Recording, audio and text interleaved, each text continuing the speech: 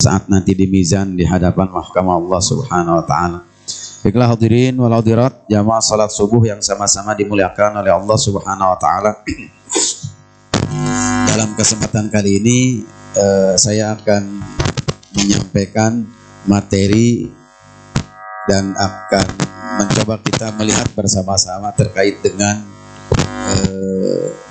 urgensi dari memahami perbedaan pendapat dalam fikih. Urgensi memahami perbedaan pendapat dalam fikih.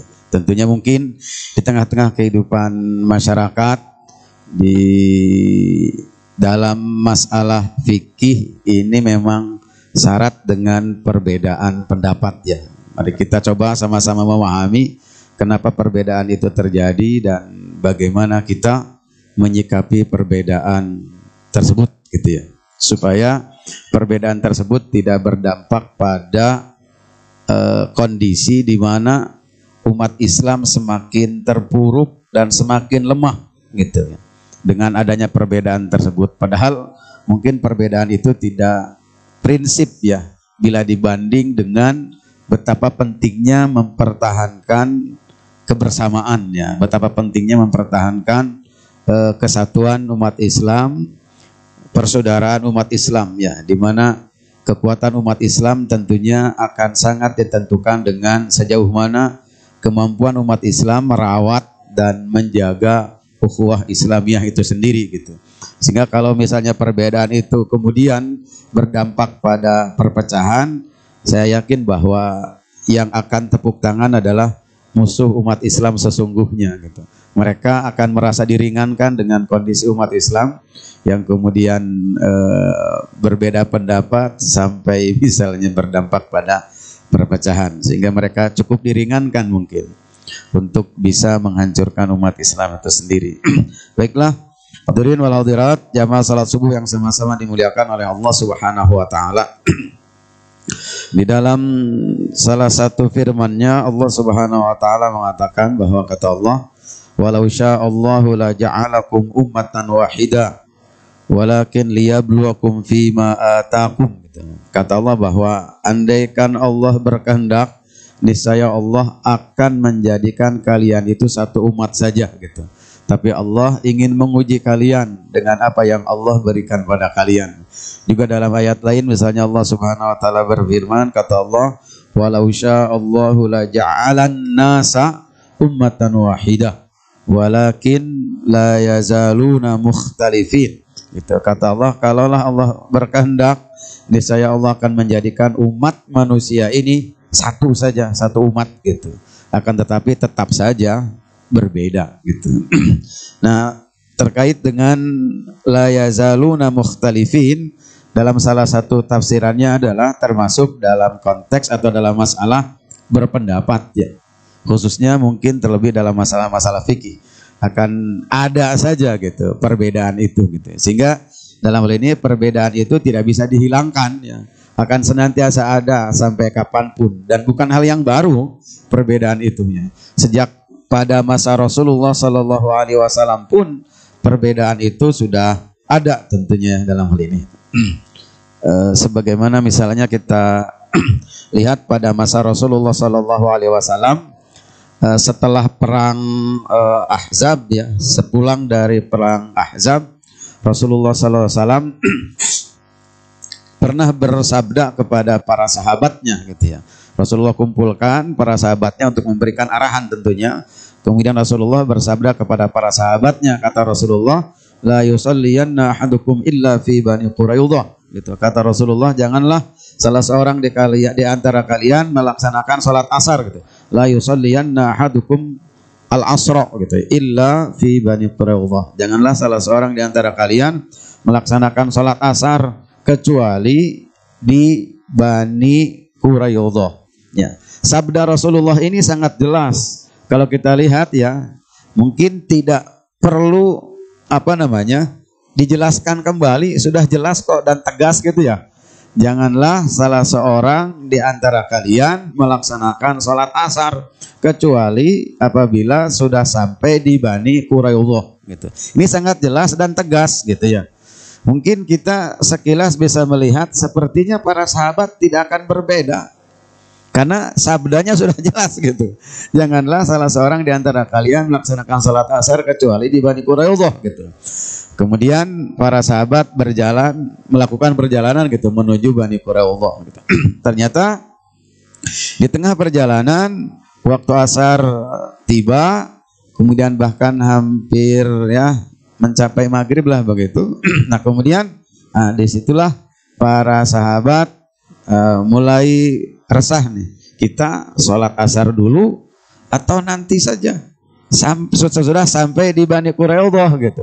Karena Rasul tadi kan sudah bersabda, janganlah salah seorang kalian sholat asar kecuali ketika sudah sampai di Bani Quraidah gitu. Nah ketika itu mulai para sahabat tuh resah. Akhirnya ya terbagi dua sahabat itu. Sebagian melaksanakan sholat asar padahal belum sampai di Bani Quraidah. Nah sebagian menangguhkan sholat asarnya setelah sampai di Bani Quraidah gitu. Mereka berpendapat bahwasanya Rasul mengatakan jangan sholat asar gitu kecuali setelah sampai di Bani Quraidah gitu. Nah kemudian sebagian melaksanakan sholat asar padahal belum sampai di Bani Quraidah. Nah kenapa hal ini terjadi? Kenapa perbedaan ini terjadi kan begitu? Padahal hadisnya sudah jelas gitu. Sehingga kalau misalnya coba kita renungkan sabda Nabi tadi, janganlah salah seorang di antara kalian melaksanakan salat asar kecuali ketika sudah sampai di Bani Quraidah. Sabda Nabi ini bisakah dipahami bahwasannya tidak boleh melaksanakan salat asar pada waktunya karena belum sampai, walaupun misalnya dalam hal ini di tengah perjalanan?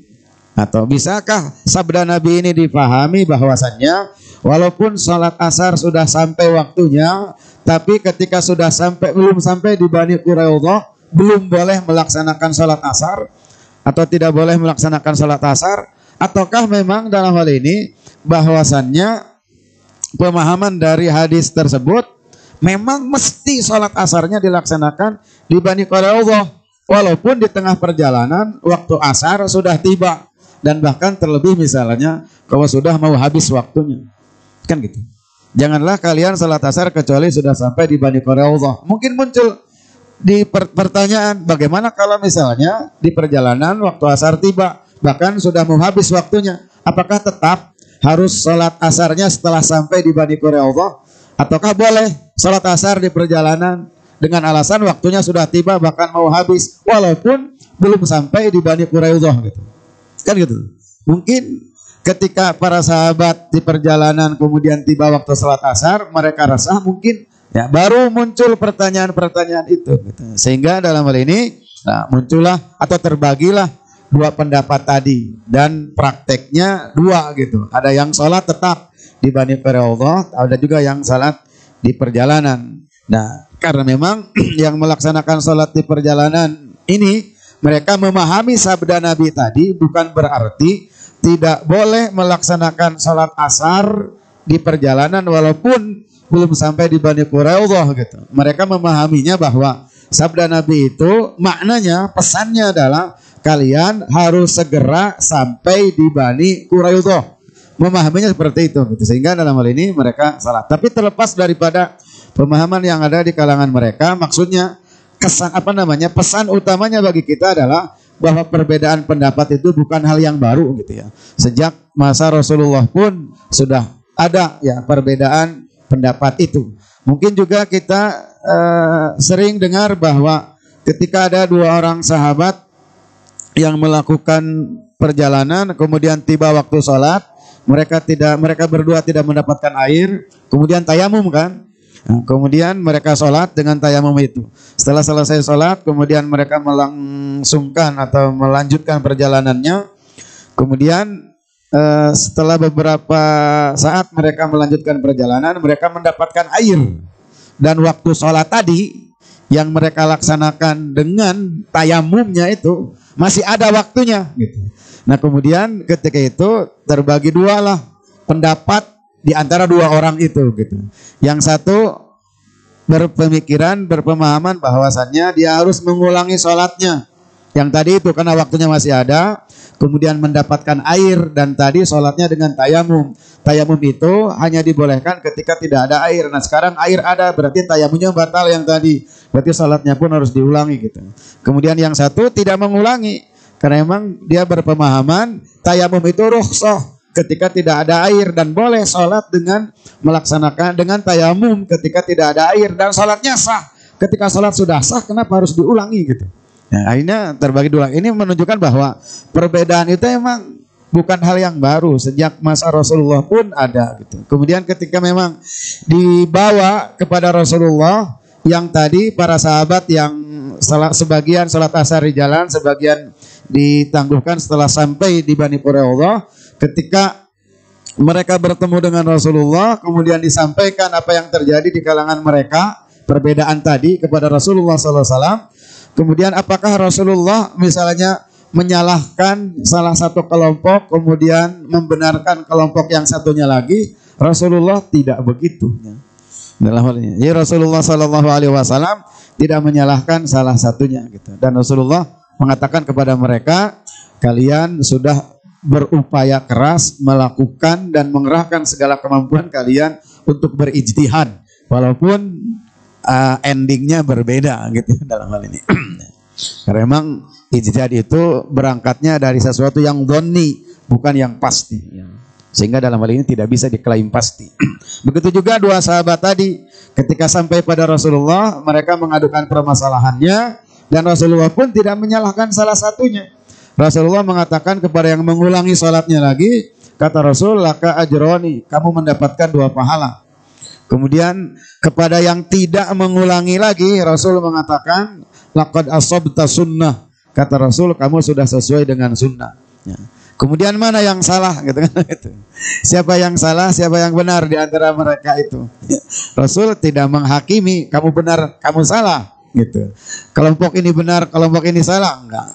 Maka, tapi dalam hal ini pesannya bagi kita, ya bagi saya pribadi gitu, bahwasannya perbedaan itu tidak bisa dihindari.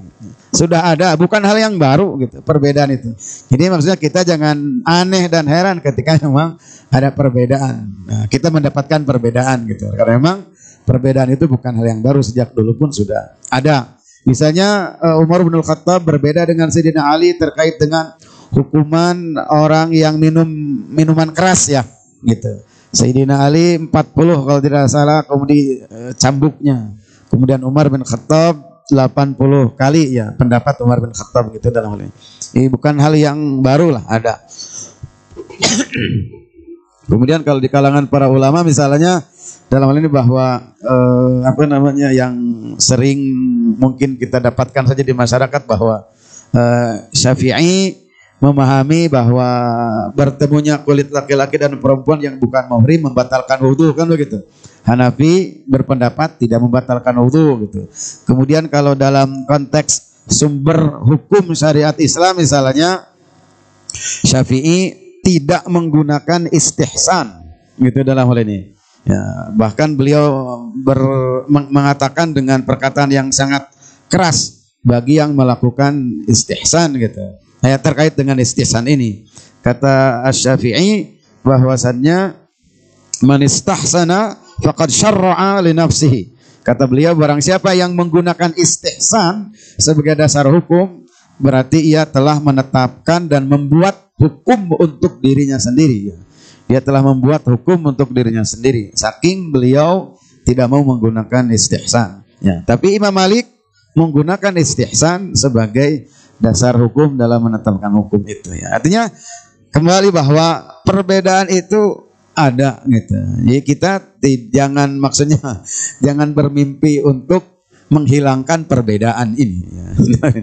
Karena memang perbedaan itu tidak akan pernah bisa dihilangkan. Seperti kata Yusuf Al-Qaradawi, semakin kita berupaya untuk menghilangkan perbedaan, maka perbedaan itu akan semakin luas, akan semakin besar perbedaan itu. Maka dalam hal ini yang harus kita upayakan adalah bagaimana kita dalam hal ini menyamakan sikap ketika dalam hal ini kita dihadapkan pada perbedaan-perbedaan tersebutnya. Hadirin wal hadirat yang sama-sama dimuliakan oleh Allah Subhanahu wa taala. Nah, jadi kita bisa menyimpulkan bahwa perbedaan adalah sebuah keniscayaan. Artinya perbedaan itu akan selalu ada dan tidak mungkin dihilangkan ya. Semakin berusaha untuk menghilangkan perbedaan, maka akan semakin bertambah perbedaan itu sendiri. Seperti yang dikatakan Syekh Yusuf Qaradawi, kata beliau bahwasanya orang-orang yang ingin menyatukan kaum muslimin dalam satu pendapat saja. Ya.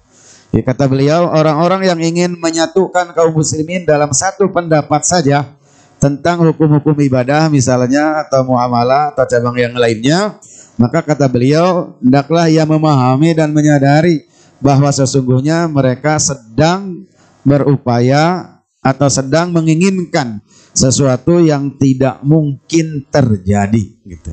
Artinya tidak mungkin pendapat itu disamakan, disatukan dalam ibadah misalnya atau dalam muamalah. Contoh misal dalam contoh takbiratul ihram ya.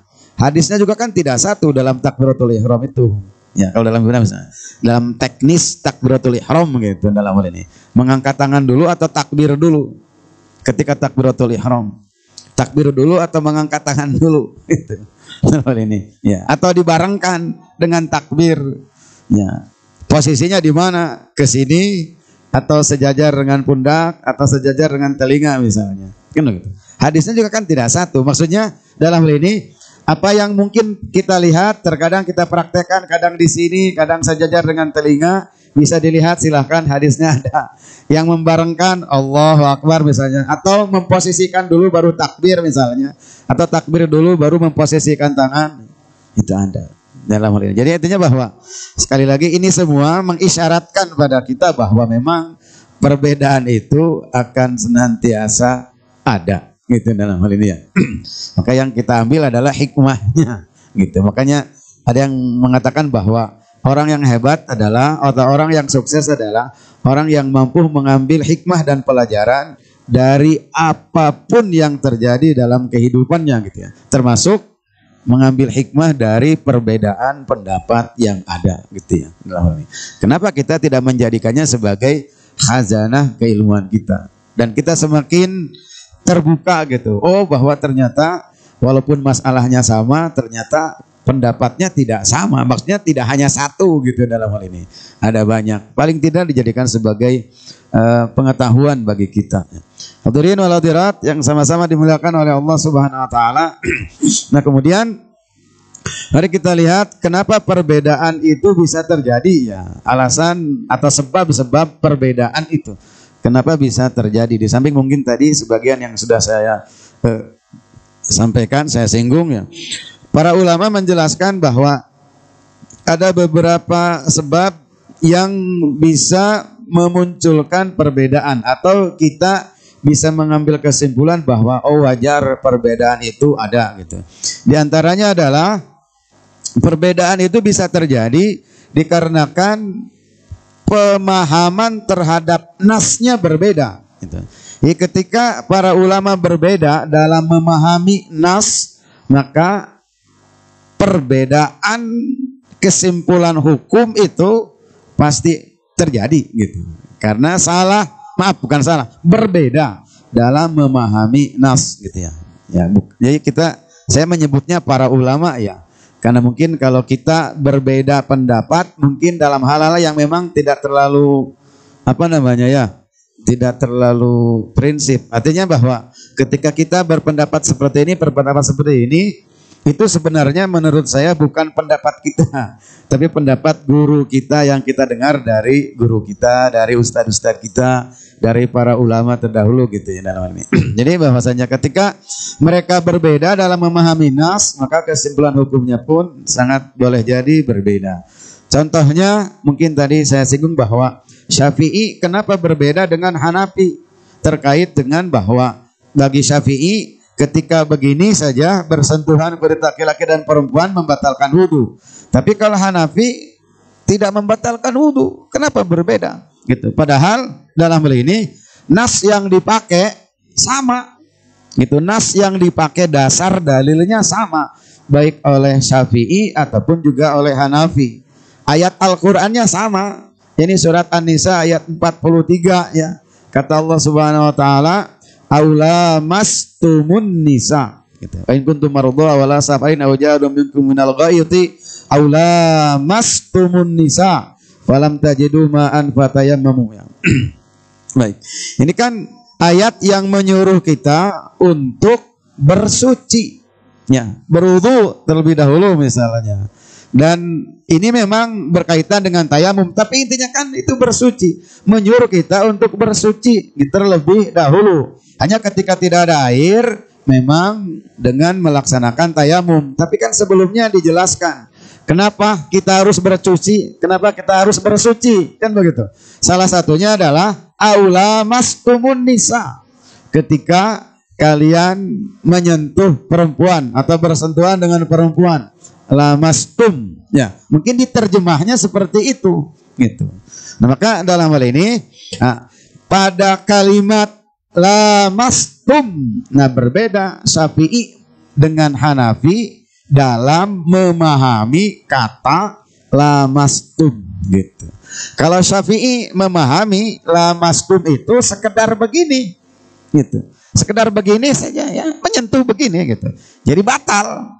Karena memahaminya lamastum itu ya begini saja, gitu. Sementara Hanafi memahaminya bahwa lamastum itu bukan begini, gitu. Tapi maksudnya adalah jama'atum, maaf, kalian berhubungan badan, gitu. Sehingga dalam hal ini sangat wajar kalau ending hukumnya, hasil hukumnya berbeda, gitu. Bagi Syafi'i, bersentuhan kulit laki-laki walaupun maaf tidak berhubungan badan, ya batal, gitu. Gitu dalam ini. Karena memahaminya lamastum itu begini, gitu dalam ini. Sementara dalam hal ini bahwa menurut Hanafi lamastum itu maksudnya adalah jama'tum, ya berhubungan badan. Sehingga bagi Hanafi kalau misalnya begini saja tidak membatalkan wudu, gitu. Nah, ini perbedaan ini dikarenakan perbedaan pemahaman terhadap nas yang ada, gitu. Walaupun memang nasnya sama, gitu. Tapi karena memahaminya berbeda, akhirnya ya kesimpulan hukumnya pun berbeda, gitu ya. Seperti tadi itu mungkin para sahabat, gitu. Yang satu memahami secara tekstual hadisnya jelas. Kalian jangan sholat kecuali sudah sampai di Bani Quraidah. Tekstualnya seperti itu, gitu. Sehingga sebagian kekeh tidak mau melaksanakan sholat asar di jalan walaupun waktunya sudah tiba, bahkan sudah mepet, karena memahami hadis Nabi secara tekstual. Tekstualnya begitu, gitu zahirnya. Sehingga kekeh sholat asarnya setelah sampai di Bani Quraidah. Yang satunya lagi memahaminya tidak secara tekstual, tapi mencoba memahami secara kontekstual. Oh, maksudnya bukan begitu, bukan tidak boleh sholat di perjalanan, sholat asar walaupun waktunya sudah tiba, tapi maksudnya adalah harus bersegera sampai di Bani Quraidah. Sehingga bukan berarti melarang untuk sholat asar di perjalanan ketika waktunya sudah tiba, gitu. Sehingga mereka memahami bahwa sholat itu ya pada waktunya, gitu. Di luar waktunya ya nggak boleh sholat, gitu. Sehingga dalam hal ini ya terjadilah perbedaan kesimpulan hukum karena memang berbeda dalam memahami nasnya walaupun berangkat dari nas yang sama, gitu ya, dalam hal ini. Kemudian para ulama juga atau misalnya juga karena perbedaan pendapat dalam perbedaan cara baca, ya. Misal dalam rukun wudu yang disebutkan dalam Al-Qur'an, kata Allah, fa idza qumtum ila shalat faghsilu wujuhakum, pakai fathah, ya. Faghsilu wujuhakum wa aydiyakum. Cucilah atau basuhlah muka kalian dan juga basuhlah tangan kalian. Kemudian dua perintah membasuh muka dan tangan sampai sikut sebelum ke kaki diselingi dulu dengan perintah untuk mengusap, kan? Wamsahu, dan usaplah sebagian kepala kalian di ru'usikum. Kemudian berikutnya adalah wa'ar. Nah, ketika dibaca misalnya wa arjulikum, bukan wa arjulakum, tapi wa arjulikum, berarti diikutkannya kepada bacaan yang sebelumnya. Wamsahu biruusikum dikasrohkan, wa arjulikum dikasrohkan. Ketika dibacanya wa arjulikum, pasti kesimpulan hukumnya berbeda. Kaki itu bukan dibasuh, tapi diusap. Seperti halnya perintah mengusap sebagian kepala. Karena bacanya yang berbeda. Wa arjulikum. Tapi ketika dibaca wa arjulakum, berarti diikutkan pada fagsilu wujuhakum wa aidiyakum difathahkan. Maka berarti bukan bukan diusap kaki mah, tapi dibasuh seperti halnya muka dan telapak tangan misalnya. Itu perbedaan lagi gitu. Tapi itu berangkat dari perbedaan cara baca sehingga melahirkan pemahaman hukum yang berbeda gitu. Juga bisa terjadi perbedaan itu kata para ulama karena memang berbeda dalam menilai status hadisnya. Dalam menilai status hadis, maksudnya derajat hadis apakah sahih atau dhaif misalnya. Contohnya para ulama memberikan contoh terkait dengan perbedaan dalam menilai status hadis atau derajat hadis itu berkaitan dengan kunut subuh ya, kunut subuh. Nah, terkait dengan kunut subuh ini dalam konteks madhab yang 4 ini, Syafi'i dengan Maliki menganjurkan, menyunahkan gitu ya untuk kunut ketika salat subuh. Sementara Hanafi dan Hambali itu tidak menyunahkan ya. Kenapa itu terjadi?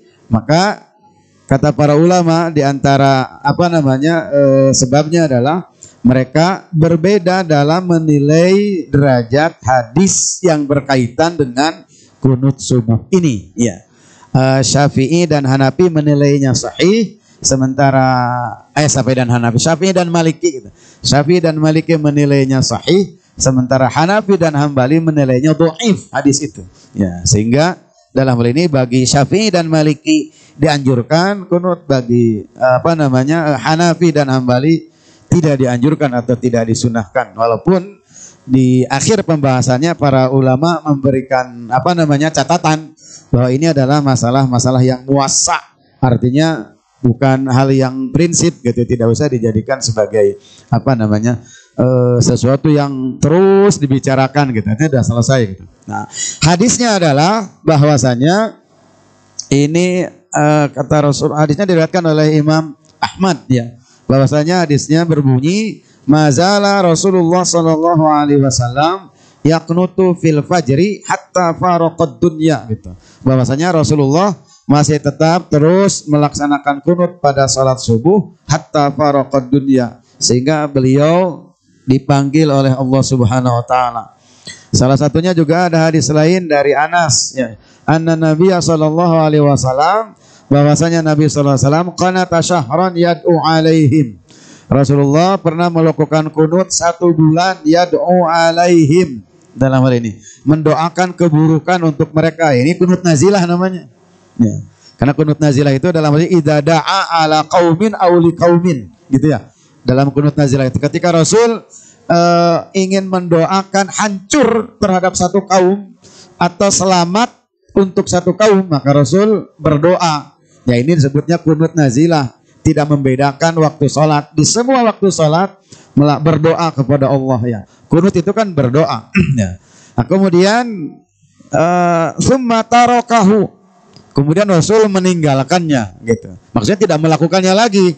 Nah, fa'amma, tapi ada lanjutan hadisnya, fa'amma fis subhi falam yazal yaqnut hatta faraqad dunya. Adapun dalam sholat subuh, maka Rasul masih tetap melakukan kunut sehingga beliau wafat gitu. Nah, ini kan kita lihat kalau teks hadisnya gitu kan kunut ini.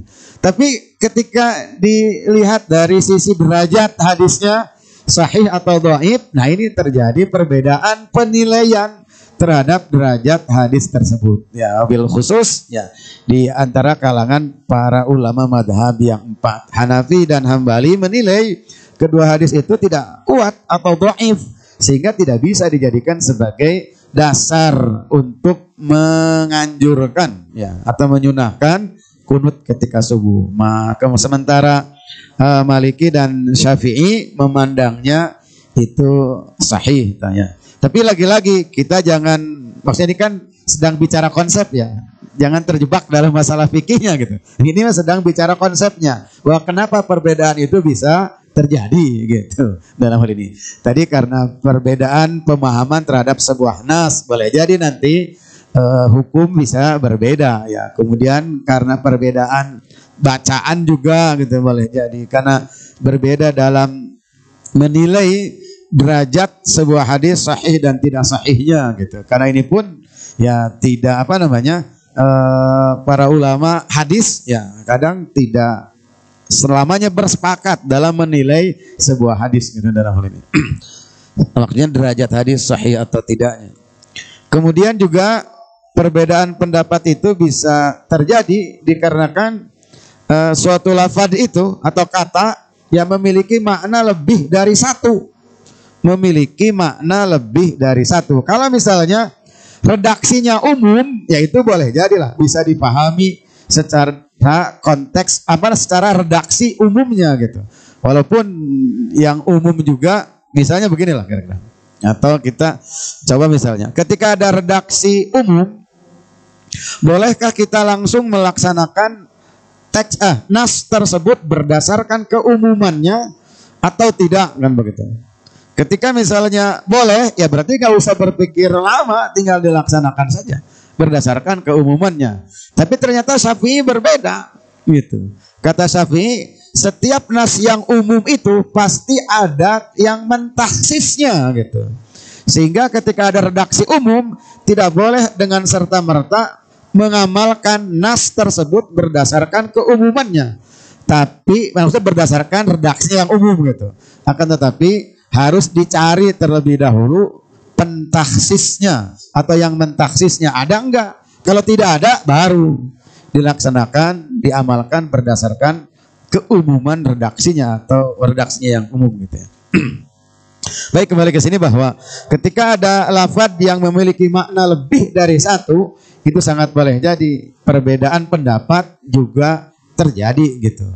Karena mungkin pertanyaan mendasarnya adalah ketika ada satu kata atau lafaz memiliki makna lebih dari satu, apakah yang Allah kehendaki itu salah satunya atau dua-duanya atau ketiga-tiganya misalnya kalau maknanya ada tiga misalnya. Salah satunya yang Allah kehendaki atau misalnya kedua-duanya kalau memiliki dua makna ya. Maka para ulama menjelaskan bahwasanya tidak mungkin Allah menghendaki ke semua makna. Yang dia kehendaki pasti salah satunya.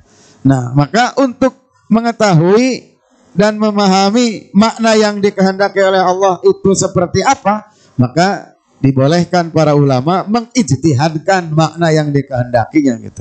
Sehingga dalam hal ini ketika para ulama berijtihad boleh jadi sama hasilnya, boleh jadi juga berbeda. Seperti halnya firman Allah dalam surat Al-Baqarah ya 228 kata Allah, wal mutallaqatu yatarabbasna bi anfusihinna salasata quru. Ya, kata Allah, dan para perempuan yang diceraikan oleh para suaminya hendaklah mereka itu menanti. Ya, maksudnya masa iddah ya, ini bicara masa iddah nih. Maka hendaklah mereka menanti untuk tidak menikah terlebih dahulu salasata quru, 3 quru. Quru itu bentuk jamak dari qur'un. Kata quru dalam ayat ini bentuk jamak dari kata qur'un. Nah, qur'un itu maksudnya apa? Nggak tahu kalau di Quran diterjemahkan apa qur'un. Karena qur'un dalam bahasa Arab, para ulama menjelaskan memiliki dua makna. Qur'un itu maknanya bisa haid, bisa suci. Gitu. Maknanya dua. Sehingga dalam ayat ini maksudnya apa salah satu quru itu? 3 kali suci atau 3 kali haid maksudnya, atau dua-duanya. Kalau dua-duanya tidak mungkin gitu. Maka dalam hal ini berijtihadlah para ulama, khususnya para ulama mujtahid madhab yang 4 ini ya. Jumhur ulama dari 4 madhab ini selain Hanafi, ya berarti Maliki, Syafi'i, Hambali, ya. Mereka memahami bahwa salah satu quru itu adalah 3 kali suci. Jadi perempuan yang ditalak oleh suaminya, maka dia masa menantinya adalah 3 kali suci. Ya, berarti ini mah ketika ditalak, ya. Misalnya bagaimana kalau diceraikannya dalam keadaan haid gitu, dan tapi yang jelas kalau merujuk ini kita tidak sedang bicara masalah fikihnya, tapi bicara masalah konsep perbedaan ini, bahwa perbedaan bisa terjadi ketika ada satu kata memiliki makna lebih dari satu, seperti kata qur'un dalam ayat ini, bentuk jamaknya qur', daklah menanti selama 3 quru, ya. Maka qur'un itu memiliki 2 makna paling tidak, haid dengan suci. Nah, yang Allah kehendaki yang mana? Suci kah atau haid gitu. Maka muncullah perbedaan pendapat yang tadi. Berangkat dari karena lafadznya memiliki makna lebih dari 1 gitu dalam hal ini. Kemudian kalau misalnya dalam konteks redaksi, ya, misal kita ambil contoh hadis yang pertama saja di Arba'in. Innamal a'malu binniyat gitu. Sesungguhnya amal itu ditentukan dengan niat gitu ya dalam hal ini. Nah, ditentukan dengan niat ini maksudnya apa? Sahnya, sempurnanya, diterima atau tidaknya yang ditentukan dengan niat itu. Kalau misalnya sah dan tidaknya, berarti ketika salat zuhur misalnya, saya niat salat zuhur 4 rakaat karena Allah, harus begitu gitu. Tapi kalau misalnya diterima dan tidaknya, berarti bukan itu kaitannya, tapi ikhlas dan tidaknya. Niat ikhlas dan tidaknya. Kalau ikhlas diterima, kalau enggak ya enggak gitu. Maka itu juga mungkin terjadi perbedaan pendapat karena memang terjadi perbedaan pemahaman terhadap redaksi itu. Nah, kemudian juga perbedaan pendapat bisa terjadi kata para ulama karena ada 2 dalil paling tidak yang kontradiksi, berlawanan, ya. Berlawanan dari sisi hukumnya gitu. Dalam satu permasalahan ada 2 hadis yang berlawanan. Di sini para ulama memberikan contohnya adalah terkait dengan apakah batal atau tidak ketika seseorang menyentuh kemaluannya, batal enggak wudunya? Ya. Untuk orangnya batal mangga untuk gitu nanaon gitu. Kan maksudnya tuh gini bahwa ketika kita tidak mau berpikir keras, tidak mau berupaya lebih lama lagi, ada 2 pendapat lah tambah antara batal jeung teu batal. Lamun menang jeung teu menang, ada 2 pendapat tambah. Sebagian mengatakan menang, sebagian mengatakan teu gitu. Haram atau halal, ada 2 pendapat itu mah. Sebagian mengatakan halal, sebagian mengatakan haram. Enteng gitu. Tapi maksudnya dalam hal ini bahwasanya kenapa gitu. Maka dalam hal ini bahwa ini sebagai contoh saja bahwa dalam konteks ini ada 2 hadis yang berbeda, ya, hukumnya gitu. Salah satu hadisnya memberikan kesimpulan hukum bahwa ketika seseorang itu menyentuh kemaluannya tidak batal. Di hadis lain memberikan kesimpulan bahwa ketika seseorang menyentuh kemaluannya batal wudunya gitu. Nah, di sini hadis yang pertama diriwayatkan Tirmizi, Nasai, Abu Daud dengan Ibnu Majah, ya.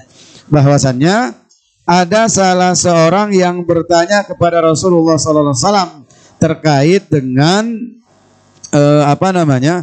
bagaimana hukumnya ketika seseorang menyentuh kemaluannya dalam sholat atau ketika sholat.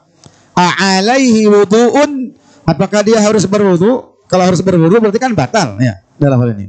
Ataukah tidak harus berwudu? Kemudian Rasulullah SAW menjawab, kata Rasul, innama huwa bid'atun minka. Gitu. Kata Rasul, ketahuilah bahwa kemaluan itu adalah bagian dari anggota badan kalian. Seperti halnya tangan, kaki, kepala gitu. Kan kita ketika megang kepala nggak batal wudu. Ketika megang kaki juga nggak batal walaupun punya wudu gitu. Dalam hal ini. Tapi ada hadis lain yang menjelaskan yang sebaliknya. Kata Rasul, man massa dzakarahu falyatawadda. Kata Rasul, barang siapa yang menyentuh kemaluannya, maka ia harus berwudu gitu. Maka ia harus berwudu. Ini kan berbeda. yang tadi mengatakan dalam hal ini tidak batal karena kemaluan itu bagian dari anggota badan seperti tangan dan yang lainnya, berarti nggak batal kan begitu. Sementara hadis ini menyuruh untuk berwudu. Kalau menyuruh untuk berwudu berarti kan batal gitu dalam. Misalnya Tuhan hadis yang tadi mah dalam sholat. Masa orang sholat misalnya taranjang kan tak mungkin, pasti paling tidak pakai sarung. Kalaupun menyentuh pasti ada penghalangnya kan begitu. Wajar batal gitu kudu deui. Misalnya begitu. Nah, sementara kalau dalam hadis yang kedua tidak menjelaskan dalam sholat atau di luar sholat, tapi hadis yang kedua redaksinya juga umum.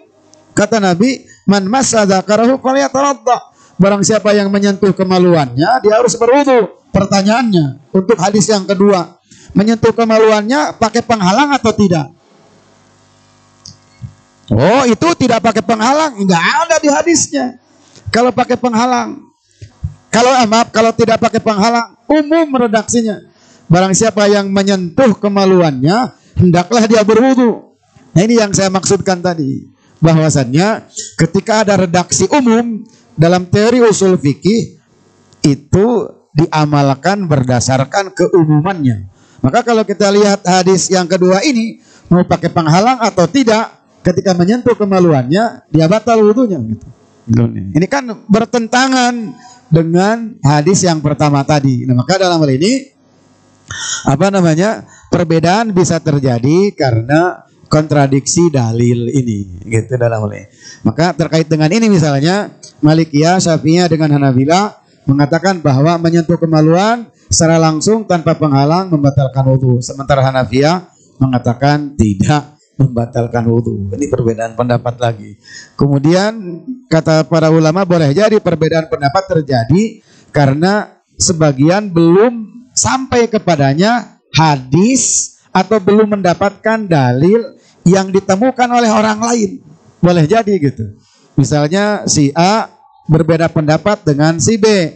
Ternyata hadis yang didapat oleh si B atau sampai kepada si B belum sampai kepada si A.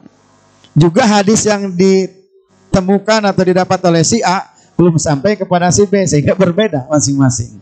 Seperti Abu Hurairah menyatakan bahwa orang yang di bulan Ramadan kemudian junub, kondisi junub kasubuhan, ya ketika tiba waktu subuh belum bersih-bersih dari junubnya gitu tuh. Belum mandi junub katakan begitu. Nah, Abu Bakar berpendapat bahwasannya puasanya tidak sah gitu. Bahwasanya dalam ini berdasarkan kepada hadis Nabi Shallallahu Alaihi Wasallam, bahwasanya kata Nabi, man asbaha junuban fala siyama lahu atau fala shauma lahu. Barang siapa yang pada waktu subuh masih dalam keadaan junub, maka tidak sah puasanya gitu. Nah, sementara yang diriwayatkan oleh Aisyah berbeda gitu. Bahwasanya Rasulullah Shallallahu Alaihi Wasallam beliau tidak membatalkan puasanya, padahal beliau pada waktu subuh kemudian beliau masih berada dalam kondisi junub gitu. Nah, ini hadis ini belum sampai pada yang tadi gitu. Sehingga dalam hal ini berbeda lah. Atau mungkin lebih mudahnya adalah karena berbeda hadis yang didapatkan ini. Ini beberapa sebab kenapa perbedaan itu terjadi ya kata para ulama. Nah, kemudian yang terpenting bagi kita menurut hemat saya adalah penyikapannya. Bagaimana sikap kita ketika kita mendapatkan perbedaan pendapat, atau bagaimana sikap kita terhadap perbedaan pendapat ini gitu. Apakah kita harus kekeh dengan pendapat yang pernah kita dapatkan dari guru kita, misalnya dari ustadz kita, berdasarkan dalil yang mungkin didapat oleh ustadz kita, atau bagaimana gitu. Maka menurut hemat saya bahwa, dan juga ini berdasarkan penjelasan dari para ulama, bahwa dalam menyikapi perbedaan pendapat itu, yang pertama kita harus senantiasa menjunjung tinggi kebersamaan, kesatuan, persaudaraan ya, ukhuwah. Jadi persaudaraan harus di atas segalanya. Ukhuwah harus di atas segalanya. Tidak boleh perbedaan pendapat kemudian merusak ukhuwah, merusak kebersamaan, merusak keakraban gitu. Kalaupun berbeda pendapat, jangan sampai berdampak pada perpecahan, berdampak pada saling membenci dan memusuhi gitu, tidak boleh. Sebagai contoh misalnya pada masa Rasulullah SAW, Zaid bin Thabit dengan Ibnu Abbas pernah berbeda pendapat. Zaid bin Thabit ini kan sahabat yang luar biasa, beliaulah yang mencatat wahyu yang diturunkan kepada Rasulullah SAW gitu. Sehingga Umar bin Khattab memberikan kesaksian akan kehebatan kemuliaan dari Zaid bin Thabit ini. Kata Umar bin Khattab, apabila kalian ingin belajar Al-Quran, maka datanglah kepada Zaid bin Thabit gitu. Karena beliau yang mencatat wahyu yang diturunkan kepada Rasulullah. Kemudian Ibnu Abbas, ya tentunya putra dari paman Nabi ya, Ibnu Abbas ini. Beliau juga sangat luar biasa, seorang yang faqih, paham terhadap Al-Quran ya, paham terhadap ajaran Islam gitu. Beliaulah yang pernah dipeluk oleh Nabi SAW dan didoakan. Kata Rasul, ya Allah berikanlah atau ajarkanlah kepada hambamu ini, maksudnya kepada Ibnu Abbas gitu, al-hikmah gitu. Para ulama menjelaskan hikmah itu adalah salah satu maknanya pemahaman yang luas dan mendalam terhadap Al-Quran. Maka tafsir Al-Quran, salah satu tafsir Al-Quran yang dijadikan sandaran adalah Ibnu Abbas kan begitu ya. Nah suatu ketika berbeda pendapat dalam masalah waris. Zaid bin Thabit mengatakan bahwa kakek itu tidak bisa menghisab. Kakek tidak bisa menghijab saudara si mayit gitu. Atau saudara si mayit tidak bisa terhalang atau terhijab oleh kakek. Sementara Ibnu Abbas berpendapat bahwasanya kakek itu bisa menghijab saudara si mayit atau saudara si mayit terhalang atau terhijab oleh kakek. Sampai perbedaan ini menguat gitu dan meruncing sehingga Ibnu Abbas berkata dengan nada yang tinggi kepada Zaid bin Thabit ini. Kata Ibnu Abbas, apakah Zaid dan para pengikutnya ini tidak takut terhadap Allah Subhanahu wa taala gitu. Sampai nadanya tinggi seperti itu ya. Kemudian apakah perbedaan mereka yang sangat kuat ini berdampak pada keakraban mereka, kemudian berdampak pada menjadi bermusuhan misalnya? Kita lihat suatu ketika Ibnu Abbas melihat Zaid bin Thabit sedang menunggangi bigol ya, semacam himar gitu tuh, keledai ya. Kemudian dengan segera Ibnu Abbas mengambil kendalinya, talinya gitu. Kemudian dituntun oleh Ibnu Abbas padahal tadi sudah sengit berbeda pendapat sampai mengangkat suara tinggi Ibnu Abbas itu, tapi beliau segera mengambil kekang tali dari himar yang ditunggangi Zaid bin Thabit dan dituntunnya, sehingga Zaid bin Thabit heran gitu, kenapa Ibnu Abbas melakukan ini. Kemudian Zaid bin Thabit bertanya, wahai putra paman Rasulullah SAW, kenapa engkau melakukan itu? Kemudian kata Ibnu Abbas, wahai Zaid bin Thabit, beginilah Rasulullah mengajariku agar aku senantiasa memuliakan ulamaku gitu. Menyebut ulamaku kepada Zaid bin Thabit, menyanjung Zaid bin Thabit. Padahal tadi sudah mengangkat suara yang keras kepada Zaid bin Thabit. Ini sikap yang sangat luar biasa ya, mengedepankan, menomorsatukan kebersamaan, keakraban, tidak berdampak pada perpecahan, parasean gitu. Kemudian ketika Zaid bin Thabit mau turun, Zaid bin Thabit pun membalasnya. Kata Zaid bin Thabit, wahai putra paman Rasulullah SAW, ulurkan kedua tanganmu. Kemudian ketika Ibnu Abbas mengulurkan kedua tangannya, ketika Zaid mau turun dari himarnya, maka oleh Zaid bin Thabit diraihlah kedua tangan Ibnu Abbas itu, kemudian dicium sehingga Ibnu Abbas kaget gitu dan bertanya, wahai Zaid, kenapa engkau melakukan ini?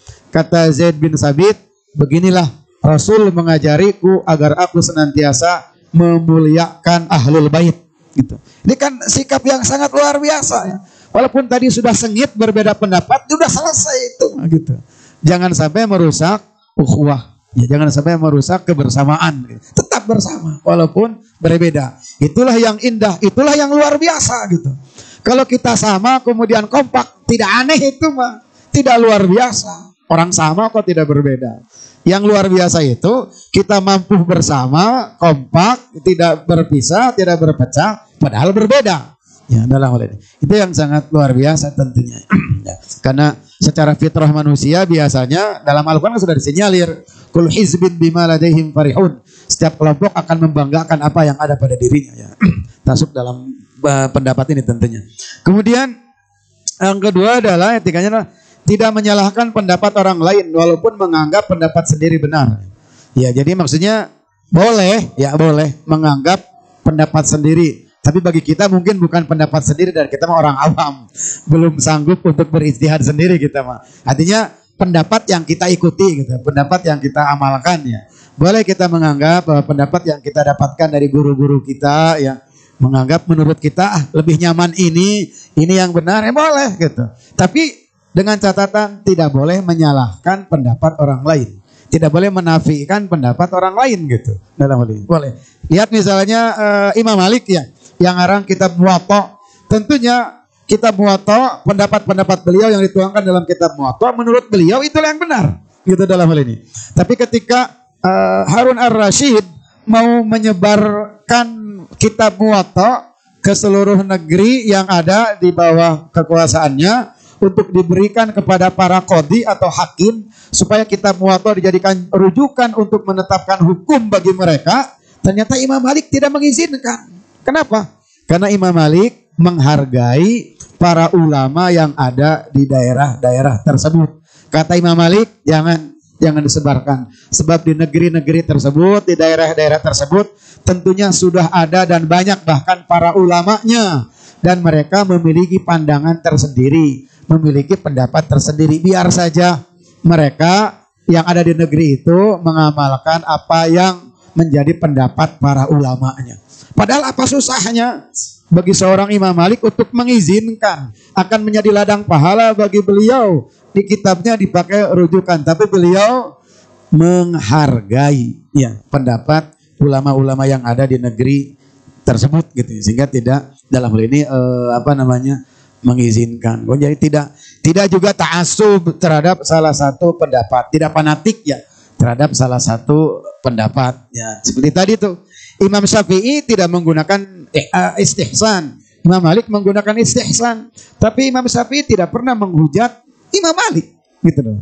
Dalam hal ini berbeda biar saja gitu dalam hal ini. Tidak ta'assub ya fanatik terhadap salah satu pendapat. Contoh lain misalnya dalam ini bahwa Imam Ahmad bin Hambal beliau berpendapat bahwa ketika ada darah yang keluar dari hidung misalnya, mimisan gitu, itu membatalkan wudu, harus berwudu lagi ya.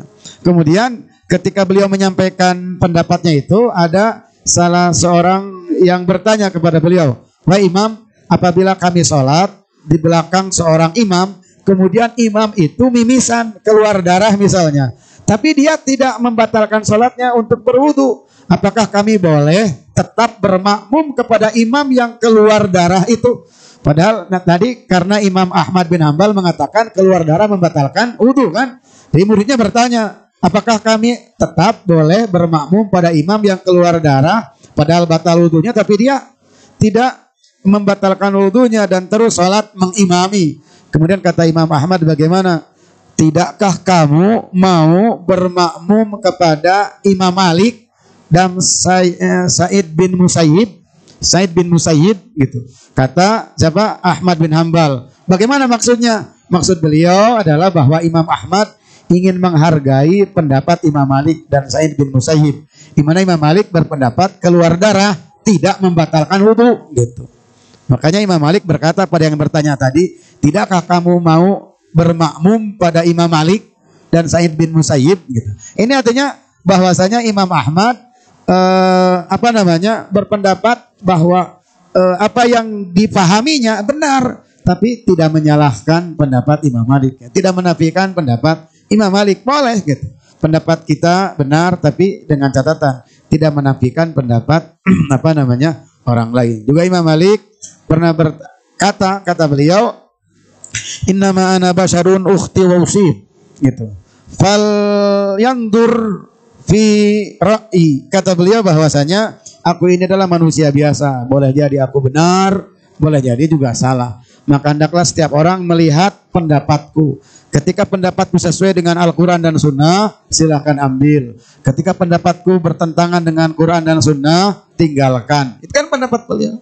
Beliau tidak menafikan pendapat orang lain. Kemudian kata Syafi'i misalnya, ra'yi shawab yahtamilul khata wa ra'yu ghairi khata yahtamilus shawab.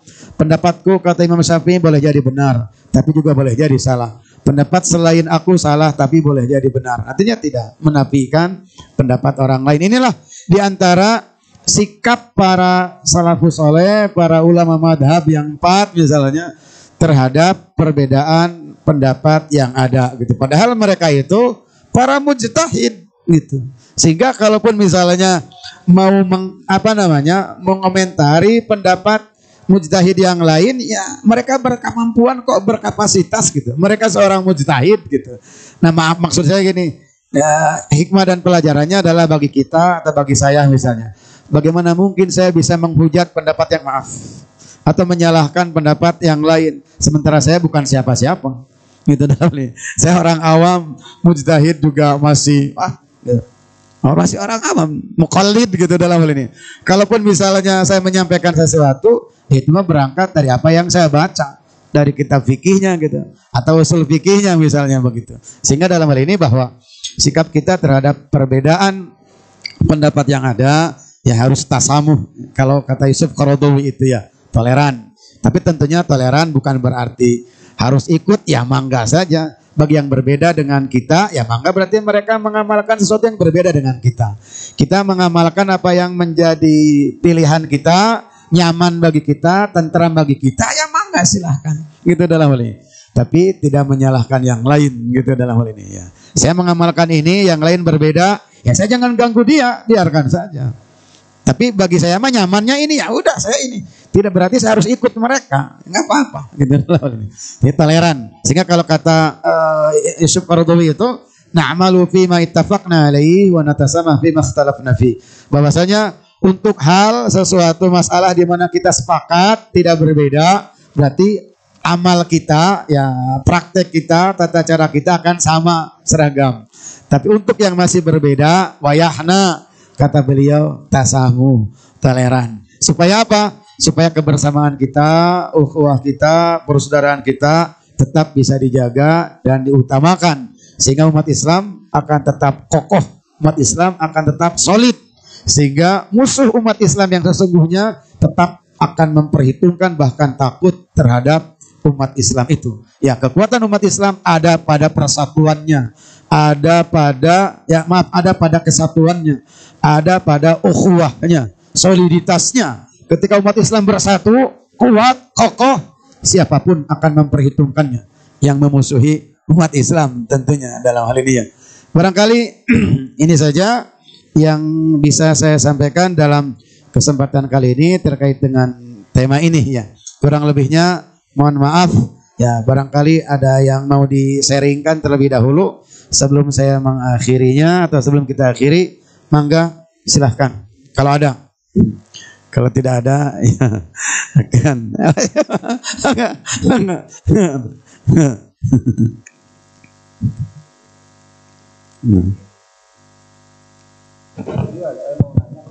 Terkait dengan perbedaan pendapat gitu ya. Misalnya kita mendapatkan beberapa dalam satu hal gitu, pendapat yang berbeda itu tadi. Ada A, ada B, ada C gitu ya.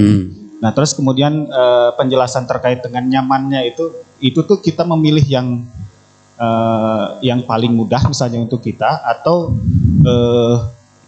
yang menurut ulama paling baik gitu kan. Karena ada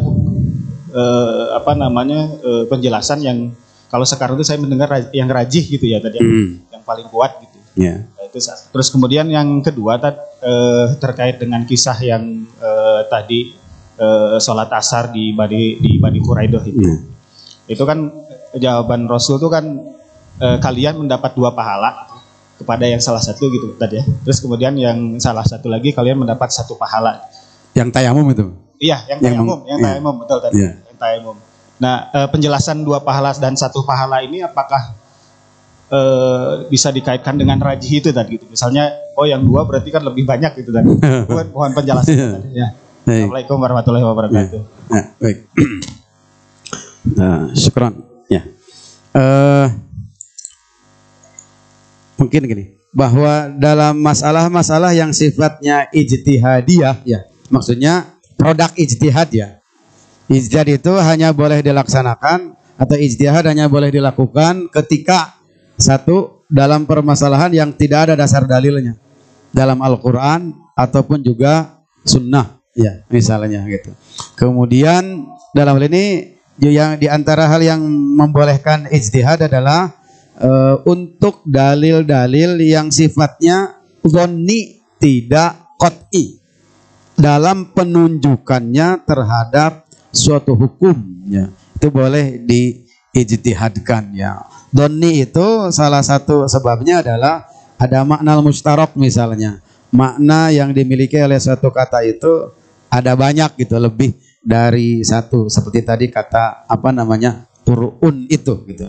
Maka dalam hal ini bahwa produk ijtihad itu tidak bisa dipastikan benar dan salahnya. Tidak bisa dipastikan benar dan salahnya. Kemudian juga dalam konteks ijtihad ada yang disebut dengan mujtahidnya ya. Ada yang disebut dengan mujtahid tarjih, artinya dia berarti mencoba mengkritisi pendapat-pendapat yang ada, kemudian mencoba untuk mentarjih, menguatkan salah satu pendapat yang ada. Itu mujtahid tarjih. Kalau mujtahid mutlak itu tidak akan ada di era sekarang. Kata para ulama usul fikih, mujtahid mutlak itu adalah para mujtahid yang membuat kaidah sendiri, kaidah untuk menyimpulkan sebuah hukum. Kalau kita bicara kaidah lagi, pasti akan, kalau kita coba munculkan pendapat yang bukan pendapat, pertanyaan yang prinsip mungkin, apakah kaidah bisa dijadikan sebagai dasar hukum? Kan itu mungkin akan muncul lagi pendapat misalnya. Kemudian misalnya kalau ngambil contoh ya yang tidak ada dasar hukumnya misalnya, pembukuan Al-Quran, pengkodifikasian Al-Quran pada masa siapa? Abu Bakar ya. Itu dasarnya apa? Pernah Rasul memerintahkan untuk membukukan Al-Quran sehingga sampai ke kita? Tidak pernah. Gitu. Kenapa tuh dibukukan oleh Abu Bakar? Padahal biarin weh. Kalau misalnya tidak boleh melakukan sesuatu yang tidak pernah diperintahkan oleh Nabi mah, kita tidak akan pernah bisa baca Quran sekarang. Jatuh sampai ke kita. Tapi Quran dibukukan pada masa Abu Bakar atas usulan Umar. Dasarnya apa? Data ayat di Al-Quran, ayat di hadis untuk dibukukan Al-Quran, dikodifikasikan. Dasarnya maslahat. Gitu. Asal usulan Umar, para penghafal Quran telah banyak yang berguguran. Kalau tidak dibukukan nanti Al-Quran akan musnah, tidak sampai ke generasi berikutnya. Gitu. Maka dibukukanlah. Contoh lain misalnya yang tidak ada dasar hukumnya, Talik talak lah, pernah kita ucapkan. Nah dasarnya ada ayat di Al-Quran, ayat di Sunnah, talik talak kudu ayat. Gitu. Tapi itu maslahat gitu. Terus bisa geser ke Ramadan sedikit misalnya dalam hal ini. Kunaon eta misalnya sebelum taraweh sok aya kultum, eta di mana dasarna kultum? Ada nggak dasar dalilnya kultum? Bahwa sebelum taraweh harus naik dulu tausiah atau kuliah kultum ya, kuliah terserah antum 70 menit, 70 menit ini kan itu sama gitu. Ya. Maka dalam ini dalam konteks ijtihad itu hal-hal atau masalah-masalah yang sifatnya ijtihadiyah itu tidak bisa dipastikan benar salahnya. Hanya memang konsep tarjih itu ada. Sehingga dalam hal ini ketika kita misalnya baca kitab fikih terkait dengan pendapat-pendapat yang ada, terkadang pengarang kitab fikih tersebut mencoba untuk mentarjih pendapat-pendapat yang ada. Oh ini yang rojihnya menurut siapa? Kan begitu. Kita bertanya lagi, menurut siapa rojihnya? Menurut penulis kitab fikih ini.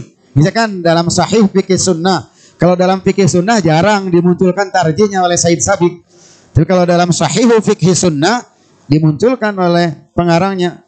Gitu dalam tarjih beliau maksudnya mencoba untuk mentarjih. Ya rojih itu menurut beliau gitu. Sehingga kalau misalnya kita mengambil pendapat yang rojih dari kitab Sahihul Fiqhi Sunnah, berarti kita bersandar pada ulama yang mengarang kitab Sahih Fiqhi Sunnah. Bolehkah? Ya boleh. Nah, beliau mah sudah capable. Misal kalau sekarang di kita nih, ya, di saudara kita Persis ada yang disebut dengan Dewan Hizbah ya. Di saudara kita yang di mana Muhammadiyah ada Dewan Tarjih kan. Di saudara kita yang di NU ada yang Dewan Bahsul Masail gitu ya, istilahnya gitu ya. Mereka itu orang-orang yang capable, orang-orang pilihan. Gitu, dewan bukan perorangan namanya juga. Gitu berarti kan bukan satu orang. Ketika ada masalah mereka kan berkumpul, berempuk, bermusyawarah, kemudian berijtihad, mengerahkan seluruh kemampuannya, lahirlah misalnya dalam hal ini fatwa-fatwa yang ada. Sehingga dalam hal ini ketika misalnya sudah dirojihkan oleh dewan misalnya ya, atau ulama tertentu, atau misalnya kalau dalam madhab yang 4 seringkali dimunculkan istilahnya jumhur, ra'yul jumhur, berarti mayoritas kan begitu. Nah maka dalam hal ini, dalam konteks fikih memang dalam hal ini kita bicara yang nyamannya bagi kita lebih baik, tapi bukan berarti benar ya. Karena kalau benar berarti konsekuensinya kita mengatakan itu salah kan begitu. Nah itu yang tidak benar itu, itu yang tidak benar itu gitu. Oh ini benar, oh ini yang benar. Berarti kalau ini yang benar, selain ini berarti konsekuensinya salah kan begitu. Dan makanya dulu ada seorang ulama di Suriah kalau tidak salah ya. Saya dapat ngedengar cerita ini dari Az-Zuhaili, adiknya Profesor Dr. Wahbah Zuhaili ketika ngasih ceramah di kita di Imarat gitu ya. Kata beliau ada ulama Suriah yang marah karena ada yang mengklaim bahwa dia adalah ahli sunnah di hadapan beliau gitu. Beliau marah. Kenapa? Sebab ketika dia mengklaim ahli sunnah di hadapan beliau, mungkin beliau memahaminya bahwa berarti Anda mengatakan saya bukan ahli sunnah. Gitu. Maka dalam hal ini ya itu tadi bahwa produk ijtihad itu tidak bisa dipastikan benar dan salahnya. Maka mujtahid itu hanya berupaya paling tidak mendekati benaran yang sesungguhnya hanya Allah yang mengetahui. Karena benar tidak mungkin dua. Benar itu hanya satu. Ya, tidak mungkin warna-warni benar itu. Hanya satu warna. Tapi yang satu itu hanya Allah yang mengetahui. Makanya kaidahnya adalah al-haqqu indallahi wahidun wal haqqu indan nasi mutafawitun. Kebenaran itu hanya satu, iya itu kebenaran di sisi Allah. Tadi kebenaran menurut manusia bisa beragam. Menurut A ini menurut saya benarnya, si B ini menurut saya benarnya gitu. Jadi dalam hal ini bahwa untuk supaya nyaman bagi kita, maksudnya nyaman ini berdasarkan ilmu ya. Bukan nyaman benar-benar tenang gitu. So boleh jadi dalam hal ini ada keraguan juga. Ketika ada ini yang rojih, lebih baik itu yang diambil. Walaupun seorang ulama yang mentarjihnya, terlebih dewan yang mentarjihnya ya. Nah, rojih berarti lawannya kan marjuh gitu. Tidak kuat. Nah, kemudian rojih marjuh tadi itu apa lupa lagi saya. Oh iya yang tayamum itu. Apakah dalam hal ini bisa juga dijadikan sebagai dasar untuk membuat kita nyaman misalnya ya. Yang rojih itu bahwa yang Rasul katakan kamu dapat 2 pahala kepada yang mengulanginya lagi. Kepada yang tidak mengulangi kata Nabi laqad asabta sunnah. Kamu sudah sesuai dengan sunnah. Maka kalau saya coba munculkan pertanyaan, bagi saya pertanyaannya adalah mana yang akan kita pilih? Mau milih sesuai dengan sunnah atau mau milih 2 pahala? Misalnya gitu kan, itu dalam ini. Nah, kemudian pertanyaannya, apakah ketika Rasul mengatakan kamu mendapatkan 2 pahala, artinya tidak sesuai dengan sunnah? Kemudian yang kepada yang mengatakan kamu sudah sesuai dengan sunnah, bagaimana dengan pahalanya? Kepada yang mengatakan kamu dapat 2 pahala, gitu. Apakah hanya pahala saja yang dapat kemudian bertentangan dengan sunnah? Kalau bertentangan dengan sunnah, kira aku dapat pahala. Ini pesannya adalah bahwasanya perbedaan pendapat itu tidak bisa dipastikan benar salahnya. Makanya Nabi tidak mengatakan kamu benar, gitu ya. Oh kamu salah, kenapa diulangi lagi gitu? Kan nggak begitu. Atau kepada yang tidak mengulangi lagi, oh kamu salah, kenapa harusnya diulangi lagi? Kenapa kamu tidak mengulangi lagi? Nabi kan tidak begitu ya mengatakannya gitu dalam ini. Sebagainya halnya juga dalam hadis. Ada hadis takriri. Rasul tidak komen, diam saja. Itu kan bisa dijadikan sebagai dasar hukum. Ketika misalnya seorang budak kalau tidak salah ditanya ya, Aina Allah? Di mana Allah itu? Kemudian dia menunjuk ke atas. Nabi tidak komen. Pertanyaannya, benarkah Allah itu di atas? Kan begitu ya. Nabi, kenapa Nabi tidak komen kan begitu tuh? Itu disebut dengan takriri, hadis takriri.